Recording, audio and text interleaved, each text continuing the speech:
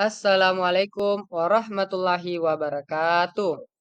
Robis rohli sadari wasirli amri wahlul uqdatam min lisani yafqahu qauli.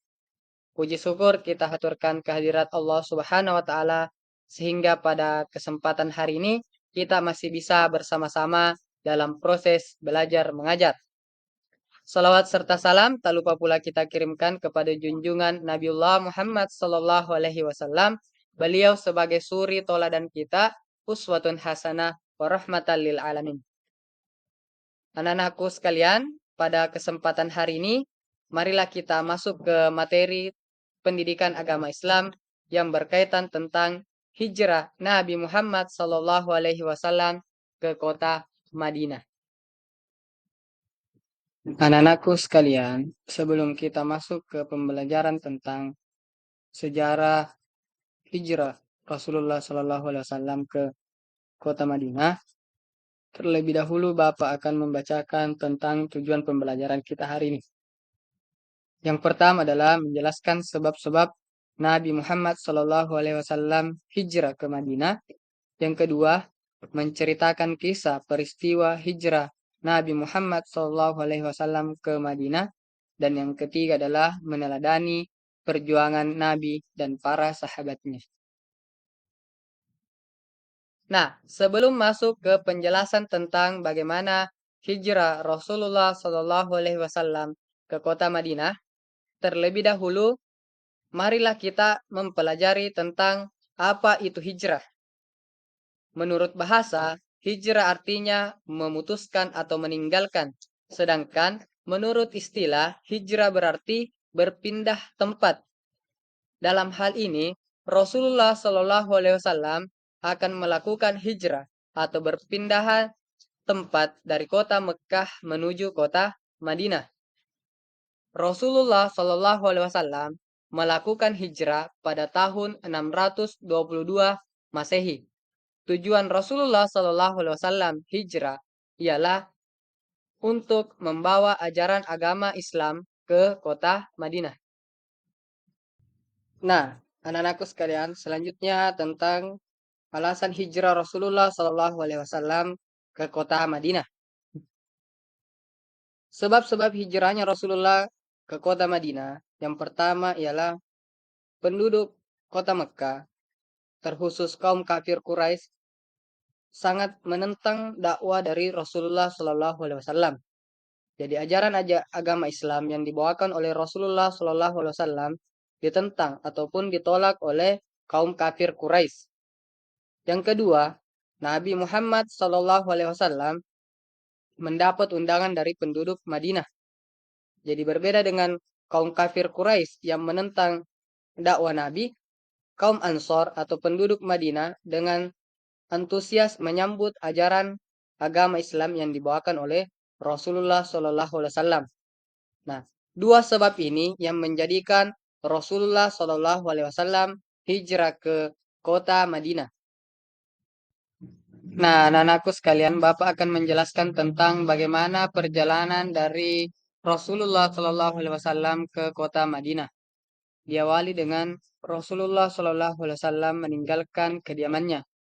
Beliau meninggalkan rumahnya dikarenakan perintah dari Allah Subhanahu Wa Taala.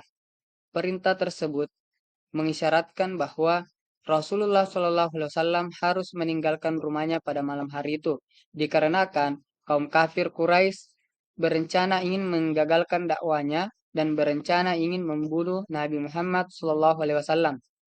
Maka dari itu, Nabi Muhammad Shallallahu Alaihi Wasallam mendengar perintah tersebut, lalu memerintahkan Ali bin Abi Thalib untuk menggantikannya di tempat tidur, seraya Nabi Muhammad Shallallahu Alaihi Wasallam pergi ke rumah Abu Bakar As-Siddiq.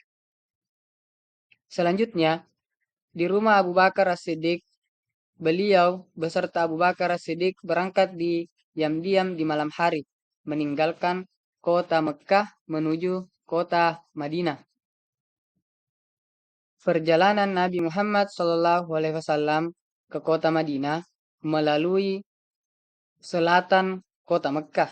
Hal ini dikarenakan jikalau Rasulullah Shallallahu Alaihi Wasallam berjalan melalui utara kota Mekkah menuju Madinah, maka akan dicegat oleh kaum kafir Quraisy. Rasulullah beserta Abu Bakar As-Siddiq berinisiatif mengecoh atau mengelabui kaum kafir Quraisy agar terhindar dari kejarannya, maka Rasulullah mengambil arah selatan menuju Yaman lalu berputar ke arah Madinah. Di tengah-tengah perjalanan Rasulullah Shallallahu Alaihi Wasallam ke kota Madinah, Rasulullah hingga di sebuah gua. Gua tersebut dinamakan Gua Thur. Rasulullah Shallallahu Alaihi Wasallam berada di gua tersebut selama 3 hari. Selama 3 hari tersebut, Allah Subhanahu Wa Taala dengan izinnya menjaga Rasulullah Shallallahu Alaihi Wasallam dengan cara memerintahkan binatang-binatang yang ada di sekitar gua untuk melindungi Rasulullah Shallallahu Alaihi Wasallam, baik berupa menyembunyikan keberadaan Rasulullah atau menjaga Rasulullah dari kejaran kaum kafir Quraisy itu sendiri. Kemudian dalam beberapa hari kemudian Rasulullah Shallallahu Alaihi Wasallam tiba di Madinah. Di Madinah, Rasulullah Shallallahu Alaihi Wasallam disambut dengan baik oleh warga-warga kaum Ansar atau warga penduduk kota Madinah itu sendiri. Sambutan penduduk Madinah pada saat itu berbanding terbalik dengan apa yang dilakukan oleh kaum Quraisy. Penduduk Madinah menyambut dengan hangat ajaran agama Islam yang dibawakan oleh Rasulullah. Sedangkan kaum kafir Quraisy yang notabene-nya penduduk kota Mekah atau tempat kelahiran dari Rasulullah Shallallahu Alaihi Wasallam, mereka menolak ajaran agama Islam yang dibawakan oleh Rasulullah. Nabi Muhammad Shallallahu Alaihi Wasallam itu sendiri membangun sebuah masjid di kota Madinah, masjid yang pertama dalam Islam, masjid yang dinamakan dengan Masjid Quba. Sedangkan untuk kota Mekah, Rasulullah Shallallahu Alaihi Wasallam baru kembali setelah beberapa waktu lamanya. Nah, setelah secara singkat Bapak jelaskan tentang bagaimana proses hijrahnya Rasulullah Shallallahu Alaihi Wasallam ke Madinah, selanjutnya Bapak akan menerangkan hikmah hijrah selama Rasulullah Shallallahu Alaihi Wasallam melakukan hijrahnya. Yang pertama, bersatu dan tolong menolong dalam kebaikan. Hal ini dapat dibuktikan bagaimana Ali bin Abi Thalib membantu Rasulullah, bagaimana Abu Bakar As-Siddiq membantu Rasulullah sampai ke Madinah dengan selamat. Yang kedua, hijrah adalah bagian dari perjuangan untuk memperbaiki diri. Di sini, contoh yang bisa kita lihat adalah bagaimana Rasulullah Shallallahu Alaihi Wasallam mengajarkan ajaran agama Islam di kota Madinah yang mengakibatkan banyak penduduk kota Madinah yang memeluk ajaran agama Islam. Nah, itulah pembelajaran tentang sejarah hijrahnya Rasulullah Shallallahu Alaihi Wasallam ke kota Madinah.